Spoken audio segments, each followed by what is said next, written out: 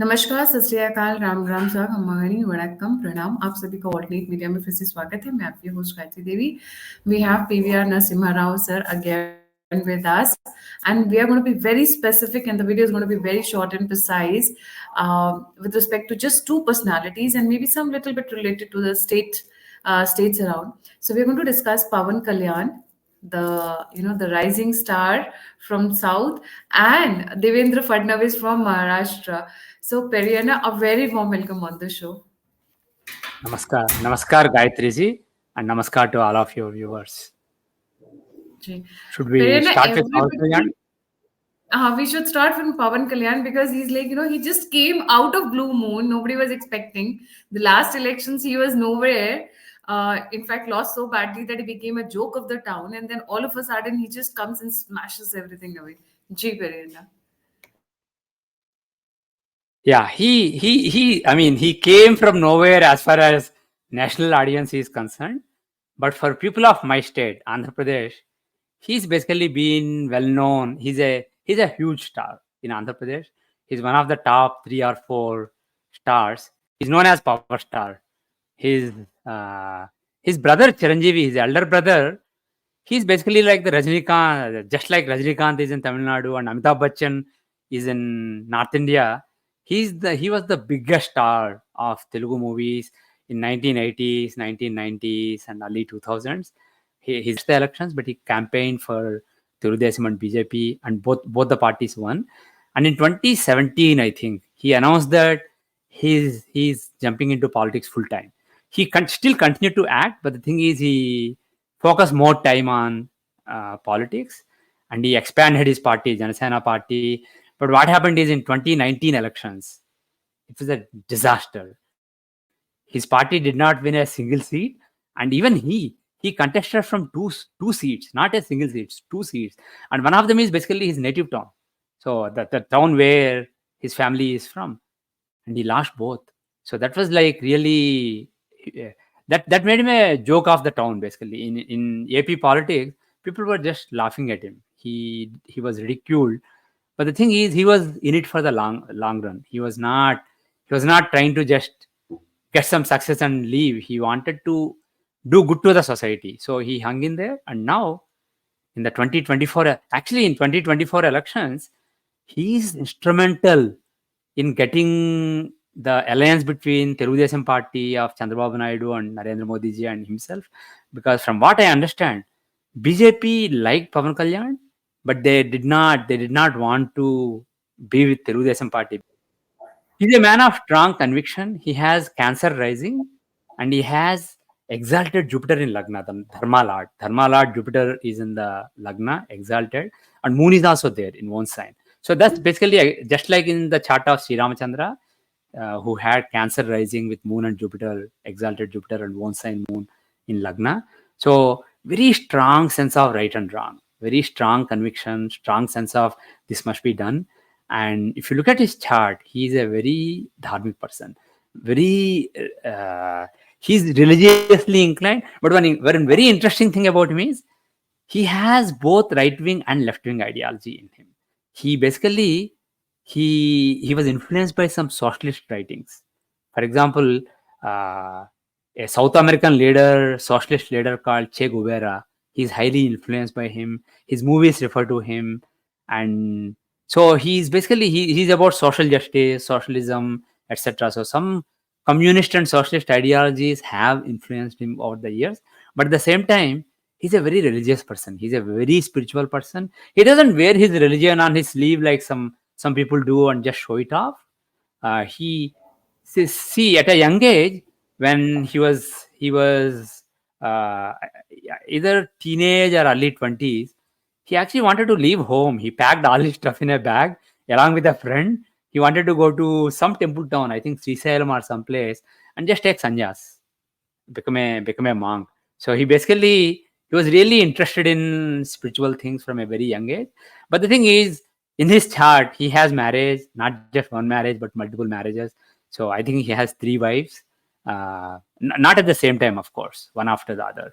So even being a grahastha, being a householder, he kept a lot of religious practices. For example, people may know that the last 11 days he was in Varahi Diksha. He was basically, but the thing is, this is not the only Diksha he does. He does, people don't know, a lot of people don't know, but for many years, since 2003, he has been keeping Chaturmasa Diksha, which is basically a 4-month period, Ashad, Shravan, Bhadrapad, and Ashvaja Masa. These 4 lunar months. So this is thought to be the period when Lord Vishnu is going to sleep.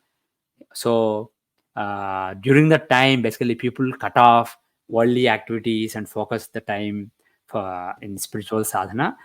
Even lot of sannyasis and lot of mathadhipatis do Chaturmasa Diksha. So he does it to the extent that is suitable for a householder. He eats only one meal every day during those 4 months. He sleeps on the ground, and he keeps certain set of rules. So this person, when he came into politics originally in 2014, he basically wanted to stay away from politics, caste politics. He did not want to talk about his caste or appeal to people of his own caste.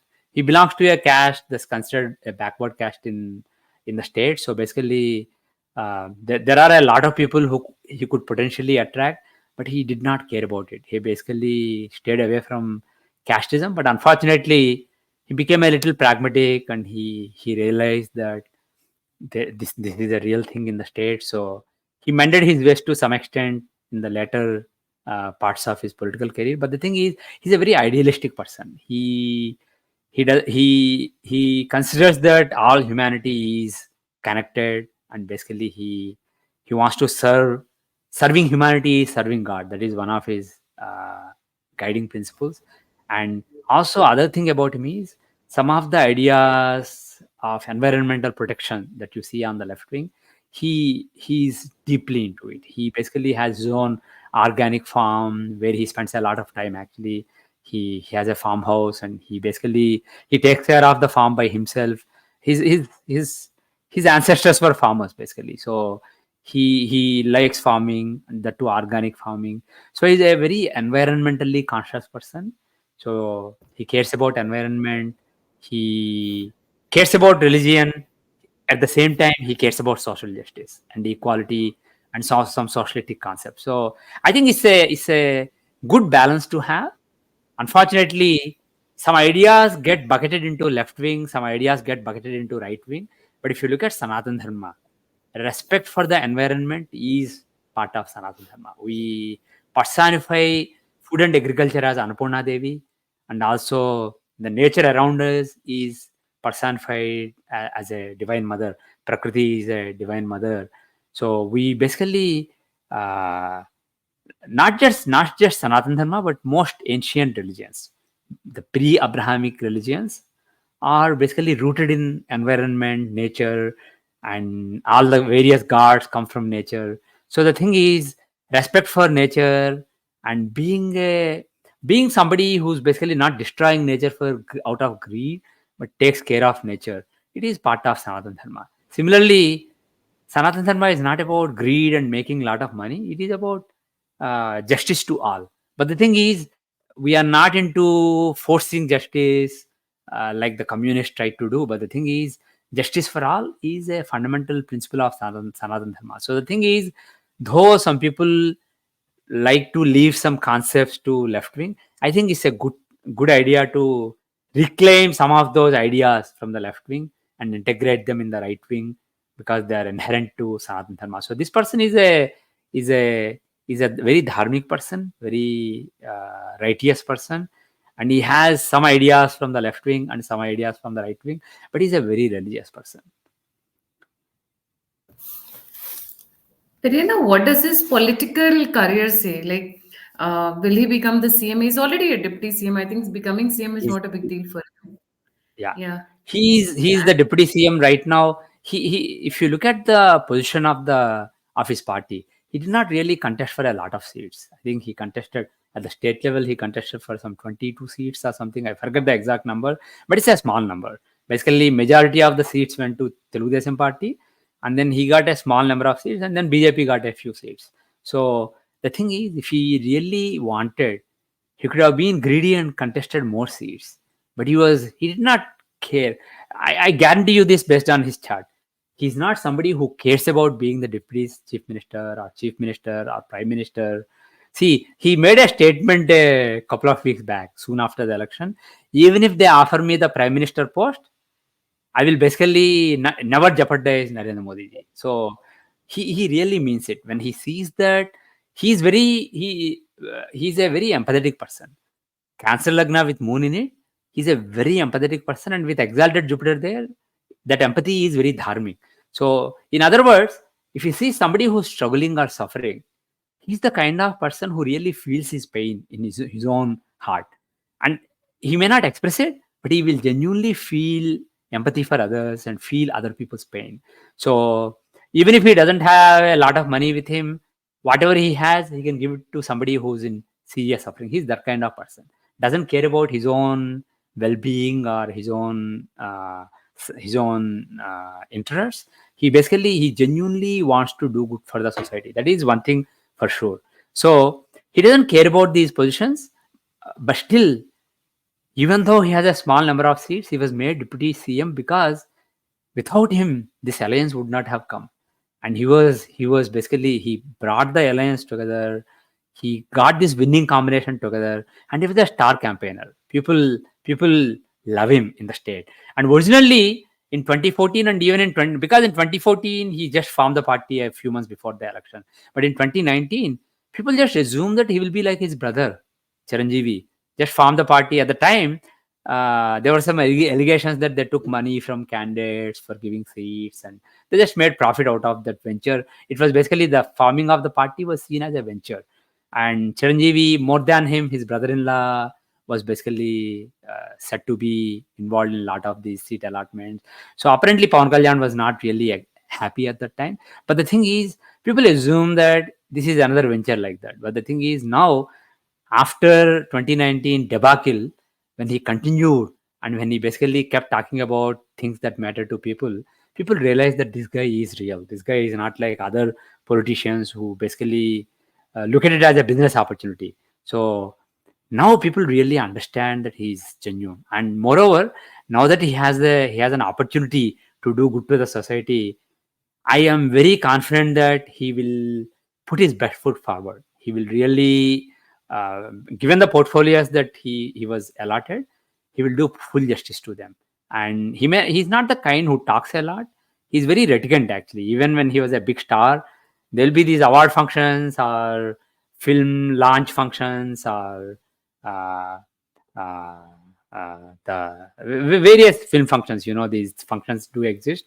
So people are praising him. He's like embarrassed and he's just laughing, and that's all genuine. He's basically genuinely self-critical, genuinely embarrassed about all the limelight, and he genuinely wants to do good to the people. So he doesn't talk a lot. When he appears on the stage, people are clapping and whistling for a couple of minutes that nobody can say anything. And then he just has a few words. He's not a man of words, but he's definitely a man of intention. And I'm very confident that he's also a man of action. So I believe that he will accomplish something that will make it very clear to people that this person is real, this person is genuine, he really wants to do good to the people. And now, looking at his chart and the political prospects, the I said in a video a couple of years back that uh, in 2024 he will definitely have much more success than in 2019. It will definitely not be a debacle like in 2019. He will have more success, and in 2029 he will have even more success. In other words, his graph is only going up for the next decade or so. I don't see him, particularly based on his Dasyamsa, which is the chart that shows career, and based on the Dasa that applies to Dasyamsa, the best Dasa, his most auspicious Dasa is starting in late 2026. So from then onwards, a decade is really, really a super period for him. So my guess is, combining astrology with common sense, my guess is he will use this opportunity very well to prove to people that he can actually deliver, and people will see his sincerity, and more people who are partyless. Basically, look at Congress. Congress has become a 2% party in this election. Basically, Congress got only 2% seats. And that's only marginally better than BJP. BJP is like a 0.5 or 1% party in Andhra Pradesh. So Congress basically is kind of decimated in the state. And Jagan's party, it has of course, if you look at the 2019 election, Jagan had huge success and Telugudesam was decimated, but then they came back. But the thing is, based on Jagan's chart, I do believe that he's not coming back. Basically, even when I thought that there is a good chance that he will be re-elected in 2024, I even at that time I said that from 2025 onwards, a terrible time is coming for him. So his fall was basically coming soon. So even if he won, he wouldn't have really lasted long. Basically, he would have really fallen badly. So now that he lost, I think his fall uh, which I was anyway expecting, is coming soon in a year or two. So all these various cases that are there already, and then there may be new cases. So he's done, in my opinion. So there will be kind of political vacuum in Andhra Pradesh. Basically, there's only one party then, NDA, Telugudesam, Janasena, and BJP alliance. If Congress is small and Jagan's party, YSRCP is small, then there has to be another alternative. And the other thing is Nara Chandrababu Naidu, he's too old now. So he will most likely want to transfer power to his son Nara Rohit, and his chart doesn't really show a capable leader. There are some weaknesses in his chart. So my fear is when he starts projecting his son, who's already a minister at the state level, he start projecting him as the next chief minister, etc. There may be some dissent and there may be some split in the party. Basically, there is some uncertain future ahead for the state. Even though right now it's all good and all hunky dory, there is uh, some cyclones coming in the Andhra Pradesh politics before the next election, in my opinion. So at that time, it is possible that Pawan Kalyan will find reasons to basically separate and go his own way and contest separately. And it's possible if that happens, I will not be surprised if BJP actually aligns with Pawan Kalyan rather than Chandrababu Naidu or rather Nara Rohit.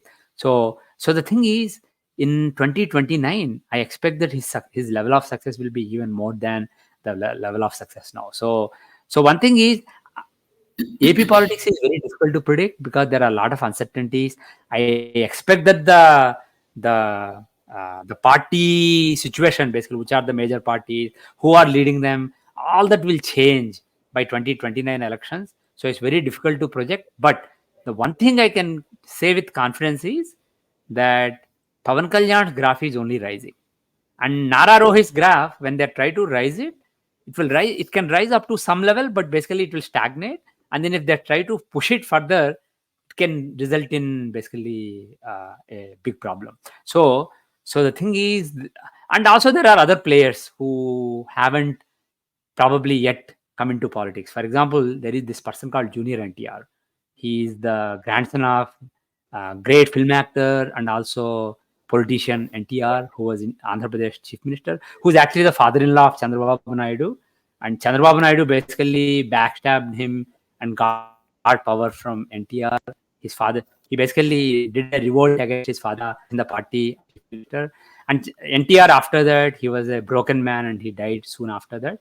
So his son-in-law, his grandson, NTR Junior, he campaigned for Telugudesam a few years back, but he's been keeping away from the party.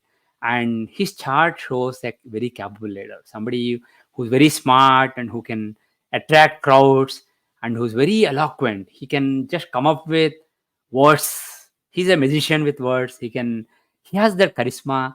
He has a lot of potential in his chart. But the thing is, he he right now the time is not conducive, but just around the time of next elections, a more active period for him. By the way, he was, for people from North India, he was in the movie RRR. He was one of the two heroes of RRR, the big blockbuster RRR.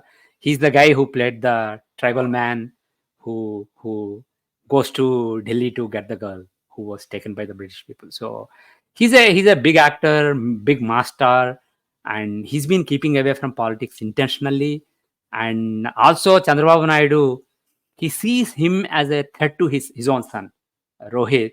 So he's been basically trying to keep him completely away.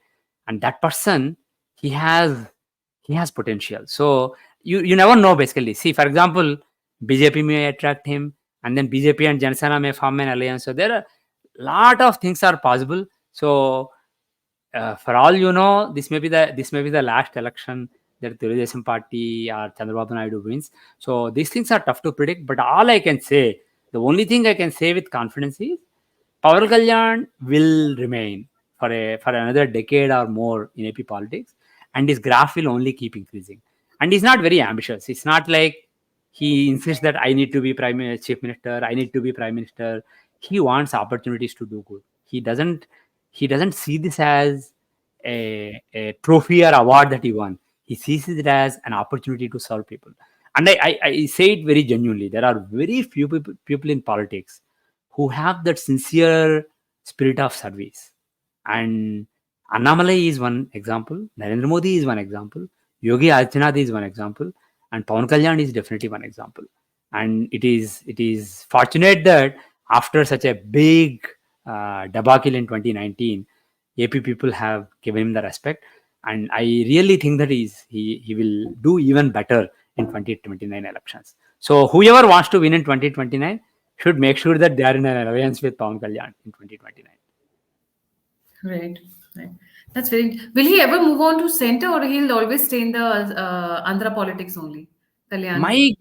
My assessment is that he will stay in Andhra politics, and he will be a very key person in Andhra politics for the next decade and a half or so. The one thing is Pawan Kalyan, he's a very emotional person. If you look at he has Cancer Lagna, very emotional, and his Mars is very strong in one sign. So he's a very if you look at his early days, he was a very aggressive man. He was very used to get into fights, etc. But with sadhana, he basically overcame that aggression in him. But the thing is, in spite of that aggression, he's a very emotional person. So sometimes he does things emotionally without calculating.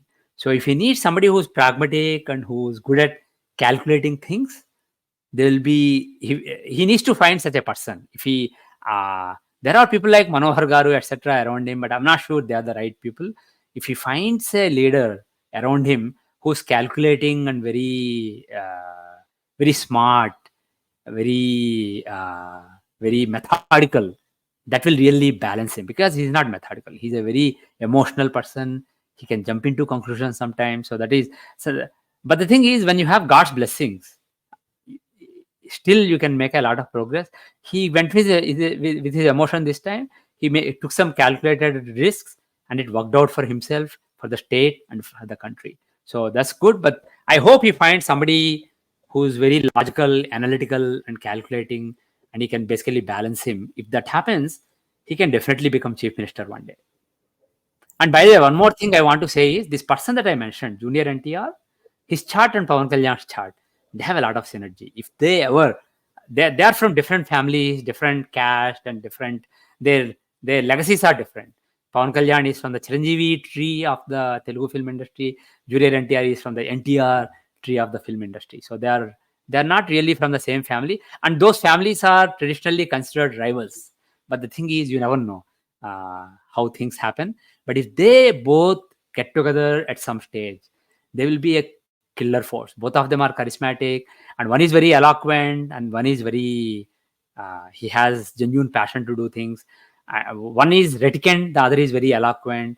One is very pragmatic and he has what we say in Telugu as laukyam, basically street smart ways, and the other is very idealistic. So they will really balance each other. So if somehow or the other, either through Janasena or BJP Janasena combo, if those two leaders come together, they can really they can change Andhra Pradesh.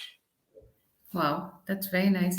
Periana, coming to the next topic, we were talking about Devendra Fadnavis. Yes. Devendra Fadnavis is, what do you say, Maharashtra elections are coming, and it's a Yes. very difficult stage for, I think, Devendra Fadnavis. I'm not sure how far they're going to pull it. So we'll go into that direction now. Ji. Yes. So Devendra Fadnavis, he is the opposite of what we talked about as Pawan Kalyan. Like I said, Pawan Kalyan is very emotional, not calculating, very just goes with the gut feeling, that kind of person. And Devendra Fadnavis, he has Kanya Lagnam. The same Lagna of Amit Shah, the same Lagna of former Prime Minister PV Narasimha Rao. Kanya Lagna people are very calculating, very analytical, very logical. They can deal with lot of parameters, lot of factors, balance them, and make impassionate, logical conclusions. And if you look at PV Narasimha Rao, he was like that. He could juggle lot of different data and come up with very logical decisions. And Amit Shah is the same way. So this person has the same lagna, Devendra Fadnavis.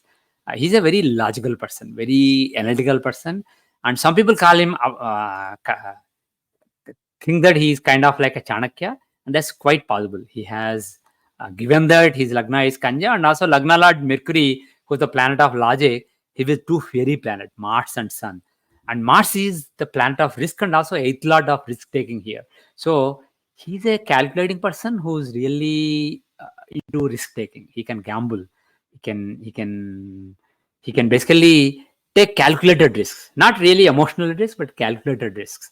So and he has Jupiter in the second house, so very eloquent, somebody who can find the right words to say what he wants to say. So he plays chess while others play checkers. In other words, people are planning for the next election or the next 1 year, and this is somebody who will plan ahead, who will plan for the next decade, who will plan for the long run. So he's basically setting himself up for the long run, in my opinion. And I know that for the last few years his starts haven't been good. If you look at his chart, he was running, when he was running Mercury Dasha. I'm just talking about normal Vimshottari Dasha of the Rashi chart.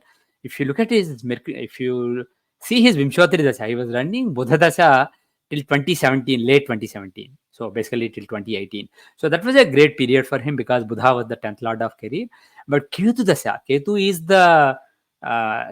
in the 12th house of losses, and moreover, Ketu is the planet of some kind of rejection, depletion, etc. Basically, he gives some losses, some setbacks. So Ketu Dasha from 2017 October till 2024 October, this is not a great period for him. And moreover, Ketu is afflicting the ninth lord of fortune, Venus.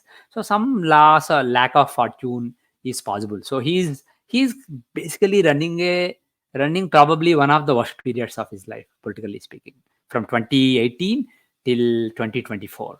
But the good news is, in October 2024, he will start Shukra Mahadasha. And Venus, Shukra, he's the ninth lord in his chart.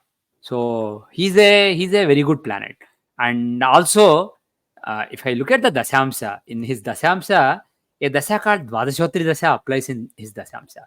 And if I see his Dvadashotri Dasha in the Dasamsa, which is the chart of career, when he was running the Moon Dasha, Moon is the see, actually his Dasamsa, the chart of career, has some terrific Rajogas. The Lagna contains Lagna Lord Ketu and fifth lord of power, Jupiter. So that's a Maharaja Yoga. And moreover, the other Lagna Lord Mars and the Bhagyadhipati Moon, Bhagyesh Moon, are together in the 11th house of gains, aspecting the 5th house of power. So Moon and Mars give a terrific Rajoga, so do Jupiter and Ketu. So in Moon Dasha, Mars Santar Dasha, which was from 2013 to 2015, that is when he became the chief minister of Maharashtra in the Moon Dasha, Mars Santar Dasha. But when Moon Dasha ended, he started Sun Dasha in 2019 August. And soon after that, he lost power. There were elections, I believe, in November 2019. So 2019 August is when his Sun Dasha started. Sun is the 10th lord of career, but he's in the 12th house of loss, and he's in Neech Rasi. So that is why in the Dasha of Sun, things were not really great for him.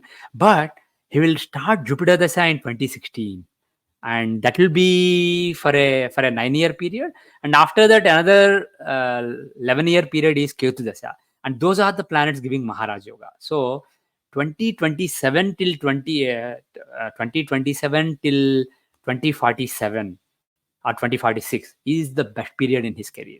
So the thing is, one thing I will say is, don't go by his previous losses, the setbacks of the last several years.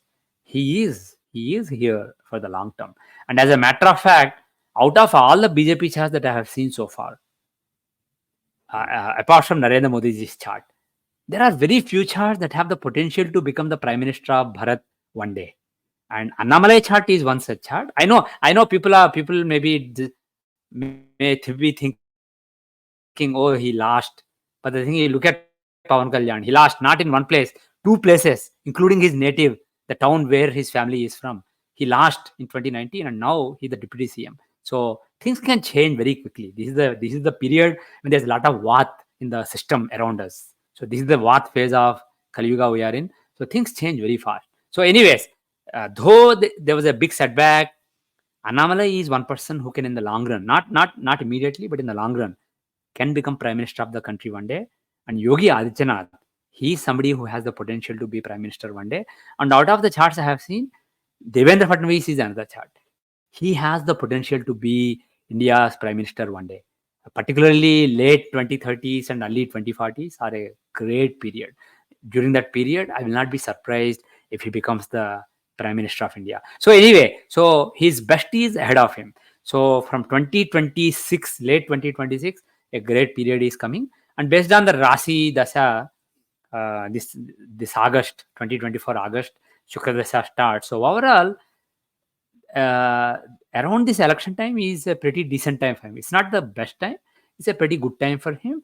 And also looking at the annual charts, etc., it's a pretty good time for him. So uh, he will lead BJP well, and BJP will do well. But the thing is, I think his real best is going to come after 2027. So I'm not sure if it is in the state politics or central politics, but this guy, he's here for the long term, and he's very smart. He basically has the intelligence of Amit Shah and the capability to basically serve like Narendra Modi ji. So he's basically one person package, Narendra Modi ji and Amit Shah in one person. So don't go by his previous losses, the loss in 2019, and then being the deputy CM to Eknath Shinde, and then the setbacks in the Lok Sabha elections in June. Basically, they did not do as well as people would have hoped that they would do. But the thing is, these are all not really. This is the worst of his life. His best is yet to come. So he will bounce back from this, and he will have a great political career. One thing he should I should say is, because he's calculating and he's very logical, sometimes he may miss the emotions of things. Moreover, Moon is the planet of emotions, and Moon is with Rahu in his chart. So sometimes there may be cold calculations, and he may miss the connect and emotions. So he needs to sometimes basically not just go by logic, but try to basically also give some role to emotions. So if he basically gets the ability to form that emotional connect with people and also other leaders, more importantly, he can go further in career. But definitely he's a star. He's not done yet. The people may think that 2014 2019 was the peak of his life and he's done. No, his peak is yet to come, and you will see that from 2027 onwards, and particularly late 2030s and 2040. So this person will play an important role in Indian politics and Maharashtra politics for a few decades. He will be a veteran. He's not getting out of politics. Of course, given the caste that he was born in, it is difficult. People who are born as Brahmanas, people make it very difficult in politics. But this person is very smart. He can outmaneuver people, and he can basically think various steps ahead. And one small word is, my when I look at the chart of Uddhav Thackeray ji, uh, his chart is also very strong. He's not done. After the rebellion against him and Eknath Shinde basically took over the Shiv Sena party, people may assume that he's done, but he's not done. And particularly at the time of these elections, the time is actually very good for him. So if somehow or the other, if BJP can attract Uddhav Thackeray back into the Shiv Sena fold, mend fences with him, and get him back into the fold, it will be good for NDA, because they're not he will be around for a few more years. He's not he doesn't have as strong a chart as Devendra Fadnavis does. So his long term success is basically nowhere similar to Devendra ji, but in the short term, next few years, he has good time. So BJP will be better off attracting him somehow or the other, in my opinion. This is interesting. Uddhav Thackeray was a surprise, Periana. So are we looking at Uddhav Thackeray becoming CM again? I don't want to. I'll make a call. See, let the chips fall and see what the alliances are before the election. Of course, with Uddhavji, you know that alliances can change after the elections also. That's what he did in Yeah, 2019. we have seen that happening. Yeah, we Yeah, have seen an he entire contested party. with BJP and then he basically jumped the Yes. ship after the election. So with him, you never know. But the thing is, I'll wait. I'll basically call on the Maharashtra election closer to the election. But one thing I can say at this time is that Uddhavji has a good time in the next year or two, and Devendraji also has a good time. But more importantly, Devendraji is like his political career was eclipsed in the last several years from 2019 August till 2024 August. Sorry, 5 years. 2019 August till 2026 August. Hmm. So this is basically like an eclipse period in his career, and some kind of relief is coming after 2024 August. But after 2026 October, things will be even better. So he's basically he's coming out of a bad period, and things will start looking good late this year and the next few years. But late 2026 and 2027 onwards, really important and big things will start happening for him. So he is definitely a force. He will be a force to reckon with in Maharashtra politics. But the thing is, Indian politics is interesting, and particularly Maharashtra politics, because it's not just a two-party system like in US. We have multiple parties and lot of different calculus that you have to take into account. So Devendra Fadnavis has the acumen to do that. So if the party actually enables him, if the party allows him to make important decisions, he will lead the party well. If they basically curtail his wings, if they don't give him the freedom to make the right decisions, that will be bad. But I'm very confident that late this year as well as in the coming years, his role will keep increasing, and he will basically be considered as the brain of the party. And it is also possible that he will have an important role to play at the central level. This is a very powerful Dasyamsa chart, his career chart. So, and also this is a chart made for politics, and I will not be surprised if he becomes the president of BJP one day. Basically, takes charge of the whole BJP party at the central level, because BJP is at crossroads too. Even though BJP won the 2024 elections, BJP has to figure out the post Modi roadmap. I don't expect that Narendra Modi ji will finish this term. I said that in his first term itself that he will win 3 terms, but not finish the third term. So I don't expect that he will finish this third term. In the middle of this term, he will basically uh, either transfer power to somebody else or call for snap elections so that BJP gets to a higher majority. One of those will happen in this term. So they have to plan for the post Modi ji BJP. Unfortunately for them, there will be some big earthquakes happening in the opposition party, mainly the Congress party. Big earthquakes happening in the coming year or two. See, the thing is, at the time of this election, at the time of voting, actually, Rahu was going over BJP's Sun in BJP's chart. Sun is the planet of political power. So Sun is in Pisces in BJP's chart, the chart when BJP was registered, and Rahu was going over that Sun. So that, apart from comparing Modi ji's chart and Rahul Gandhi ji's chart, etc., this was one factor why I was concerned that BJP may not be as successful as people were expecting, because people were saying 350, 400, and I was basically saying that it may be much closer, and there was even a chance that they may have to depend on allies. So I was saying that because this Rahu transit over BJP's Sun, but the thing is, there are worse transits coming for Congress in the next uh, later this year, next year. So I expect that Congress will go through their own turmoil, which will make BJP's life easier. But at the same time, this can't be left to chance. BJP has to carefully plan what they want to do going forward, who they want their prime minister to be, who they want their brain trust to be. So it is actually a good idea to get Devendra Fadnavis ji involved at the national level and use his brains, because he's very brainy, very smart, very calculating. He's just like Amit Shah ji and PV Narasimha Rao ji. Wow, very interesting. So we'll watch for the events to fold, and I there's always a smile when you say a lot of bad things are coming for Congress. Immediately there is a smile on my face because of the lineage and the history that they have. So we are waiting and we are watching. Let's see. 2024 Maharashtra elections are nearly around the corner. They're not very far off. So we'll take that subjects probably separately. But here it was only Closer about to the the election, yeah, we'll talk about it later when things are more clear and who the more players clear. are. Yes. Exactly.